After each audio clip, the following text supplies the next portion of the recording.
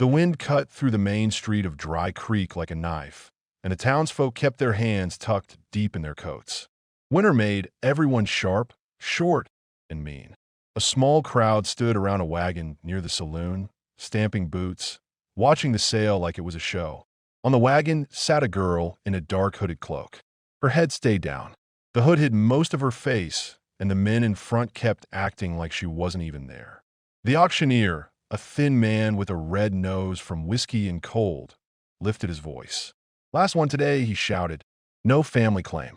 No paupers. You take her, you feed her, you keep her. $5 is more than fair." A few men laughed. $5 for trouble," someone called. "Not even worth that," another said. "She don't talk," a third one sneered. "Just stares, like a ghost." The girl's shoulders rose and fell once, like she was trying to stay warm without letting anyone see she was shaking. At the edge of the crowd stood a mountain man named Mason Holt. Folks called him Holt of the High Country because he lived up in the ridges and came down only when he had pelts or were to trade. He was broad, thick through the shoulders, with hands like hammers and a beard that had more frost than color in it. He didn't smile much. He didn't drink much. He didn't talk much. He watched, and that was enough to make people step out of his way. Mason's eyes stayed on the hooded girl. The bartender nudged his friend. "Look at Holt," he muttered. "What's he doing here?" "Probably buying salt," the other said. "Or losing his mind." Mason walked closer. The crowd shifted, some stepping back, some leaning in as if trouble would be better entertainment than the sale. The auctioneer brightened when he saw Mason. "Now, there's a bidder," he said, forcing cheer. "Holt, you want her? $5, and she's yours. Cheap as a cracked plate." Mason didn't look at the auctioneer. He looked at the girl. "You hungry?" he asked, voice low. The girl didn't answer. Her hands were hidden under the cloak. A man in a fancy vest laughed. "He's talking to her like she's a lady." Another man spat into the snow. "Holt, you could do better than that. She's useless." Mason turned his head, just enough to let them see his eyes. "A person ain't useless," he said. "And beauty don't keep you warm. Beauty buys you more than $5. The man in the vest snapped. Mason's voice stayed calm. "Then why didn't you buy her?" That shut the man up for a moment. Then he shrugged like it didn't matter. "I don't need another mouth." Mason reached into his coat and pulled out a worn leather pouch. Coins clinked. He held it up. "5," he said. A few people gasped, then burst out laughing. "He's gone soft," someone said. "He's gone crazy," another answered. The auctioneer grabbed the pouch fast, like Mason might change his mind. "Sold," he shouted, banging a stick against the wagon rail. "To Mason Holt for $5. The girl flinched at the sound. Mason stepped up to the wagon. He offered his hand, not rough, not grabbing. "Come on," he said. "It's cold." The girl hesitated, then slowly stood. She was smaller than folks thought under the cloak. She climbed down careful, like her legs weren't used to being trusted. When her boots hit the ground, Mason steadied her by the elbow. The crowd pressed closer. People wanted to see what kind of fool would pay for a hooded stray. "Show her face," a man called. "Let us see what you bought." Mason ignored them. He took off his own gloves and put them into the girl's hands. "Wear these," he said. Her fingers tightened around the leather. Her head lifted a little, just enough that Mason caught a glimpse of pale skin at the edge of the hood. He swallowed. His breath came out hard. Mason tried to keep his voice steady. "What's your name?" he asked. The girl stood very still. Then, in a quiet voice that sounded like it had been locked away and forced open, she said, "Mason." It was only one word, but it hit him like a gunshot. The crowd went silent for half a heartbeat. Even the horses shifted and snorted as if they felt it. Mason's knees buckled. He dropped to the frozen ground right there in the street. Not caring that snow soaked his pants, not caring that men stared. His hands went up to his face, and his shoulders shook. A sound came out of him that wasn't a laugh and wasn't a shout. It was the kind of sound a man makes when something he buried comes back alive. "No," he whispered. "No, that can't be. Ruth." The girl's breath caught.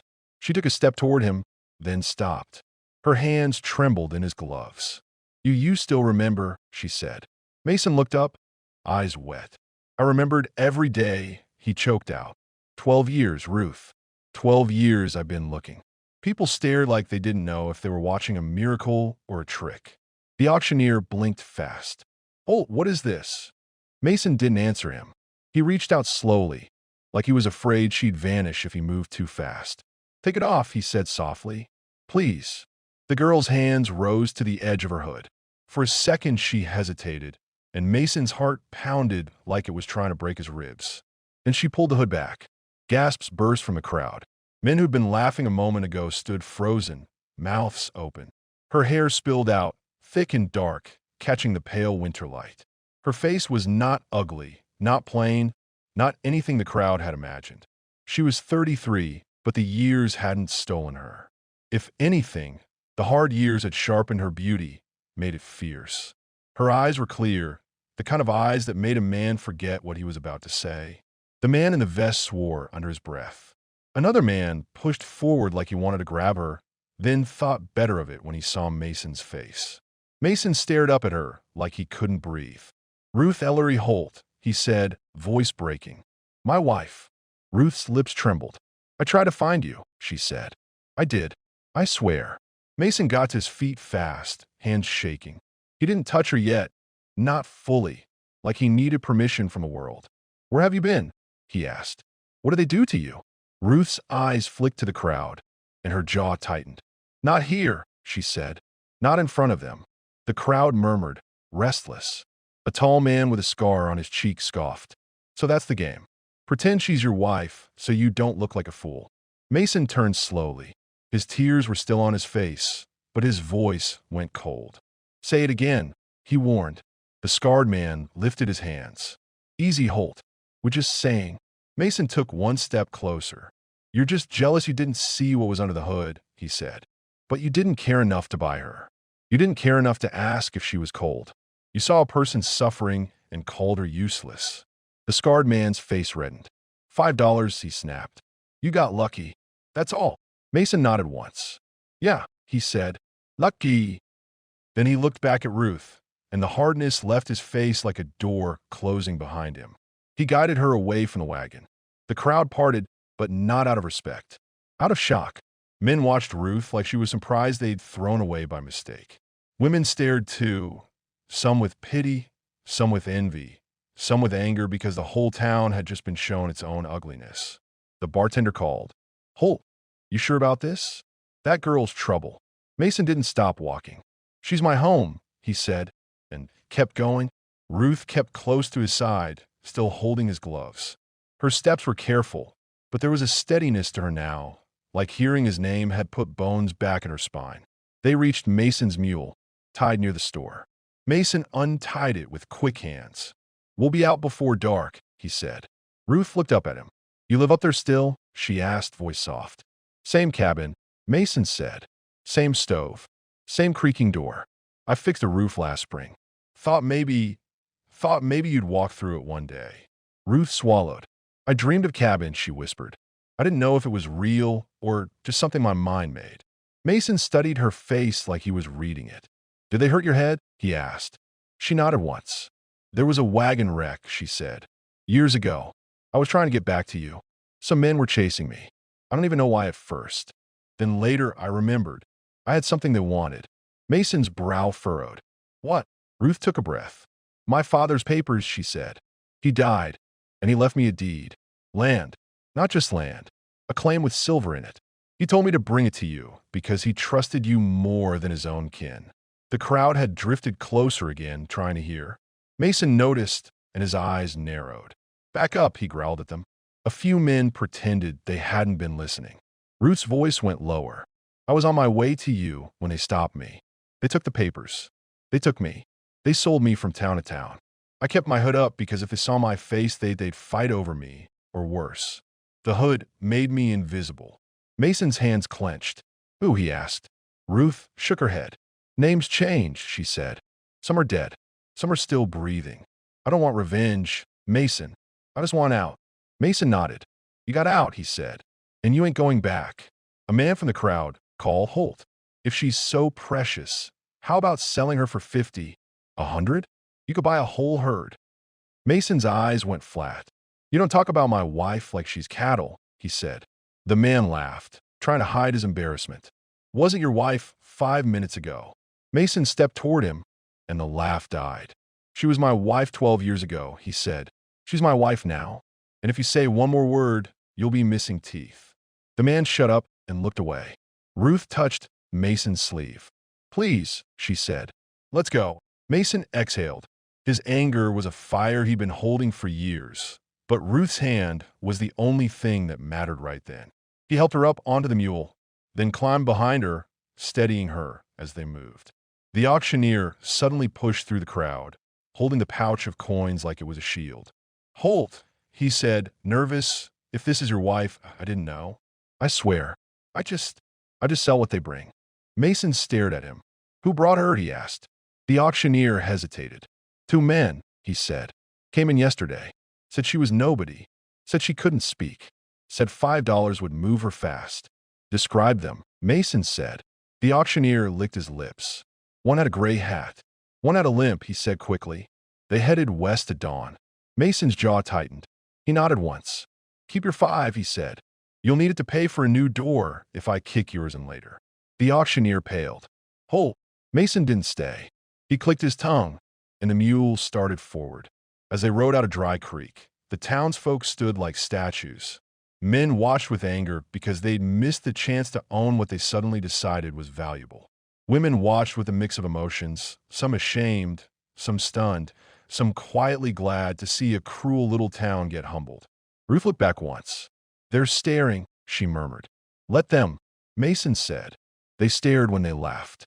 They can stare when they choke on it. Ruth leaned back against him, careful, as if she still wasn't sure he was real. I thought you died, she admitted. Mason's voice softened. I thought you died, he said. I dug graves in my head for you. Every winter I told myself, this is the one that'll break me. It never did, because I couldn't stop looking. Ruth's eyes filled again. Why didn't you give up? She whispered. Because you never would have, Mason said. You were always the stronger one. Ruth let out a small, shaky laugh. You used to say that when I was mad at you. Mason smiled for the first time all day. Still true, he said. They rode hard for hours. The road turned rough, then faded into a trail. The town fell behind like a bad dream. Mason kept checking the ridges, watching for riders, but none followed. Still, he stayed alert. As the sun dropped, the cold grew worse. Ruth's fingers went stiff even inside his gloves. Mason pulled his coat open behind her and wrapped it around both of them as best he could. Stay warm, he said. Ruth glanced at him. You always did that, she said quietly. When we were young. Mason swallowed. Tell me, he said. Tell me something only you'd know. I ain't doubting you. I need to hear it. Ruth's mouth trembled. Then she spoke, voice steady. On our wedding day, you forgot the ring, she said. You ran back to the cabin, and you came back with a braided piece of horsehair and said it was stronger than gold because you made it with your own hands. The preacher laughed, but I didn't. I wore it for years. Mason's eyes burned again. I remember, he whispered. I remember you tucked it under your sleeve when your aunt tried to shame you. Ruth nodded. And you told her, a ring don't make a marriage. Respect does. Mason let out a breath like he'd been holding it for 12 years. He pressed his forehead against the back of her head for a second, just to feel her there. By the time they reached the cabin, the sky was turning dark. The place sat against the mountain like it belonged there, small, stubborn, still standing. Mason helped Ruth down. She looked at the cabin door like it might disappear. It's real, Mason said, hearing the fear in her silence. Ruth stepped closer. Her hand reached out and touched the rough wood. It's real, she echoed, and her voice cracked. Mason opened the door. Warmth from the bank coals in the stove met them. He'd kept the fire low before he left, the way he always did, just in case. Ruth walked in slow. The cabin was simple. A table, 2 chairs, a bed, a few shelves, and a trapper's life packed into corners. But on the wall was a small pressed wildflower in a frame. Ruth stopped when she saw it. You kept that, she whispered. Mason nodded. You picked it, he said. First summer we met. Ruth turned, and without thinking, she threw her arms around him. For a second, Mason froze, like he didn't know if he deserved the weight of her, the truth of her. Then he wrapped her up tight, and the dam finally broke. He cried into her hair, and she cried into his shoulder, and neither of them apologized. After a while, Ruth pulled back just enough to look at him. "I'm sorry," she said. "I'm so sorry." Mason shook his head. "Don't," he said. "You're here. That's all I need." Ruth's gaze dropped to his hands. "Your hands are older," she said softly. Mason gave a short laugh. "So are yours," he replied, then touched her cheek carefully. "But you're still you." Ruth swallowed. "Am I?" she asked. Mason answered without hesitation. "Yeah," he said. "You are. Even if the world tried to take you apart." He set water on the stove, moved like a man with purpose again. Ruth sat at the table, watching him, still half afraid to blink. "You hungry?" he asked. Ruth nodded. "Starving," she admitted. Mason pulled out dried meat, beans, and a small sack of flour. "It ain't fancy," he said. Ruth smiled faint. "I don't want fancy," she said. "I want safe." Mason looked at her, and the word hit him again. Safe. He'd chased that word his whole life without knowing it. While the pot warmed, Ruth spoke in pieces. She told him about being taken from a supply run, about waking up in a stranger's cabin with her head pounding, about men arguing over whether she was worth keeping. She told him how she learned to keep quiet, how she learned that a hood could turn a woman into a shadow. She told him she kept the name Ruth buried like a coin in dirt because saying it out loud felt like inviting pain. Mason listened, jaw tight, fists clenching and unclenching. Twice he stood and paced like he needed to move or he'd break something. But he didn't interrupt. He didn't rush her. He just kept the fire fed. When she finished, the cabin was quiet except for the crack of wood. Mason finally spoke. "We're not going back," he said. Ruth looked up. "What about the papers?" she asked. "The deed my father gave me, it's gone." Mason shrugged. "Let it go," he said. "Silver don't matter." Ruth's eyes searched his face. "You always were strange," she said. "Most men would hunt that claim until their boots wore out." Mason gave a small, tired smile. "Most men ain't me," he said. "And most men didn't lose you." Ruth's throat worked. "They'll come looking," she warned. "If they find out who I am, they'll come." Mason leaned on the table, eyes steady. "Let them," he said. "These mountains don't welcome strangers. And I know every trail. If they want trouble, they'll find it." Ruth stared at him for a long moment. Then she nodded slowly. "All right," she said. "I believe you." Mason served her a bowl. She ate like someone who hadn't been allowed to eat her fill in years. Mason watched, and every bite she took felt like a victory. When she finished, she wiped her mouth and looked around again. "So this is where you've been," she said. Mason nodded. "I talked to you here," he admitted, embarrassed. "Like you could hear me." Ruth's eyes softened. "Maybe I did," she said. "Maybe that's why I didn't give up." Mason's breath caught. Ruth stood and walked to the bed, touching the quilt. "Did you sleep alone all this time?" she asked. Mason's face went red under the beard. "Yeah," he said. "Didn't feel right not to." Ruth turned back. "Mason," she said, voice gentle but firm. "I'm here now." He took a step toward her, then stopped, like he was fighting old fear. "I don't want to rush you," he said. "You've been through." Ruth shook her head. "I'm not asking you to take anything," she said. "I'm asking you to let me come home." That did it. Mason crossed the space and pulled her close again, slow, careful, like he was holding something made of glass. Ruth rested her forehead against his chest. Outside, the wind kept howling and the snow kept falling and the world kept turning, but inside the cabin there was only the sound of two people breathing together after 12 years of wrong. Later, when the fire burned low and the night pressed in, Mason sat on the edge of the bed and looked at Ruth. "Tomorrow," he said, "we make a plan." Ruth yawned, exhausted.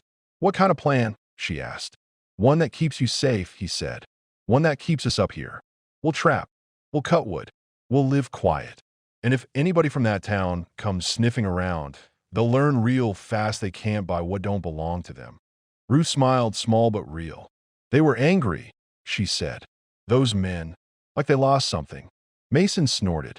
"They didn't lose," he said. "They never had. They just finally saw their own greed." Ruth's eyes closed, then opened again. "Mason," she whispered. "Yeah," he answered. If you hadn't come down today, if you hadn't been there. Mason swallowed hard. Don't, he said. You're here. That's the story that matters. Ruth reached for his hand. You bought me for $5, she said, and there was a bitter edge to the words, not at him, but at the world. Mason squeezed her fingers. I didn't buy you, he said. I found you. Ruth's eyes filled again, but she smiled through it. Then keep finding me, she said. Every day. Mason nodded. I will, he promised. The next morning, when the gray light crept in, Ruth stood at the cabin door and looked out at the snow piled high. She pulled Mason's old coat tighter around her shoulders. She looked back at him, and for the first time in 12 years, Mason felt something in his chest that wasn't pain. It was quiet. It was simple. It was home. Down in Dry Creek, the townsfolk would talk for months about the mountain man who lost his mind and paid $5 for a hooded nobody, only to ride away with a woman so beautiful the whole street went silent. Some men would swear they'd been cheated. Some would swear it was witchcraft. Some would swear Holt had planned it. But up in the mountains, Mason and Ruth didn't care what anyone said. They had each other. And for them, that was worth more than any claim, any coin, any town's approval. And that was the fairest thing fate had done in a long, long time. 2 days later, Mason rode down to Dry Creek again. Not because he missed it, but because he wanted the trail of the two men who had dragged Ruth around like property. Ruth hated watching him leave, but she helped him wrap his scarf anyway. Don't go looking for a fight, she said. I'm looking for a name, Mason replied. If trouble follows, I want to see it coming. In town, the mood had changed. People didn't laugh as loud. They watched him like he carried a storm in his coat. The auctioneer tried to act busy when Mason walked into his office. You back for more bargains? The auctioneer joked. Weak. Mason set his hand on the desk. Who brought her? He said, not asking. The auctioneer swallowed. 2 men, he admitted. One had a gray hat. The other limped. They said her name didn't matter. Where'd they go? Mason asked. The auctioneer rubbed his face. West at dawn. Folks say Cutter's Ridge. Mason nodded once. If they come back, you tell them this, he said. She ain't lost, and you ain't selling her twice. Outside, the man in the fancy vest called out, trying to sound bold. Holt, you got lucky, that's all. Mason didn't stop walking. Luck don't make a man kind, he said over his shoulder, and it don't make a man cruel. You chose that part yourselves. A few men shifted, embarrassed. A few looked angry. By the time Mason returned to the cabin, Ruth was waiting in the doorway, rifle nearby, face tight with worry. They'll talk, Mason said, but talking don't climb mountains. Ruth tried to smile. You say that like mountains don't get climbed, she replied. Mason's eyes softened. Only by people who don't know when to quit. That night, Ruth was mending the seam of her old cloak when her fingers hit something stiff inside the lining.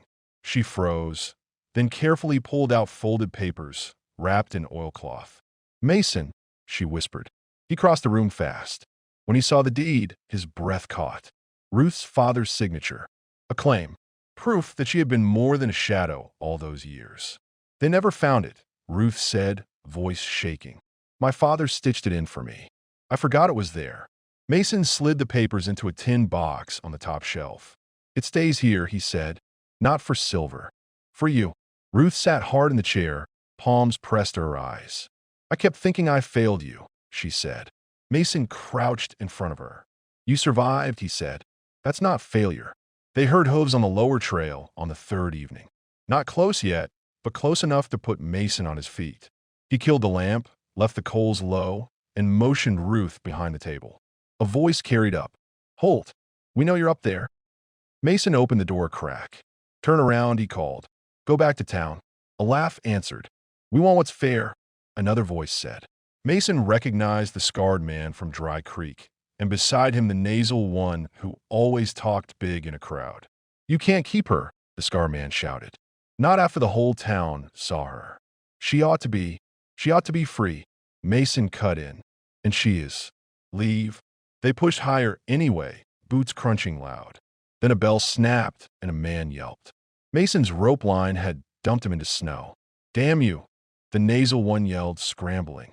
Mason raised his rifle and fired once into the air. The sound slammed into the hills. Next one won't be, he warned. The scarred man tried to spit out courage. You won't shoot. Mason fired again, this time into the ground near their boots. Snow jumped. The message landed. Ruth's voice came from the darkness behind him, steady and clear. I'm not a prize you missed, she said. I'm the woman you ignored when I was cold. Silence hit them harder than the gunshot. The men shifted, suddenly unsure what to do with a voice that wasn't begging. Mason kept the rifle level. Go, he said, and tell everyone you climbed a mountain to buy a person. The mountain said no. They backed down, dragging the one who'd fallen, cursing with less heat than before. Their voices faded until only wind remained. Ruth let out a breath and leaned against the wall. They came, she whispered. Mason turned to her. They came late, he said, and late don't win. Ruth looked at him a long time, then stepped close and put her hand on his chest like she was checking he was real. I'm scared, she admitted, but I'm here. Mason covered her hand with his. We'll stay, he said, or we'll move deeper. Either way, we do it together. Ruth nodded. Together, she echoed, and for the first time the word sounded like something solid. Down in Dry Creek, men would stay angry for a while because anger is easier than shame. They would tell themselves they were cheated, that Holt stole something from them. But up in the mountains, Mason didn't care what they called it. He had searched 12 years for a ghost, and fate had finally returned a living woman to his hands. And in that small cabin, with the door barred and the fire steady, Ruth Holt didn't have to hide her face anymore. A week passed without new tracks on the lower trail. Ruth's hand stopped shaking when a branch snapped outside. She started humming while she cooked, soft at first, then louder when she noticed Mason listening. I forgot I used to sing, she said, embarrassed. Mason shrugged. I never forgot, he replied. I just didn't have a song. One morning, she pointed at the tin box on the shelf.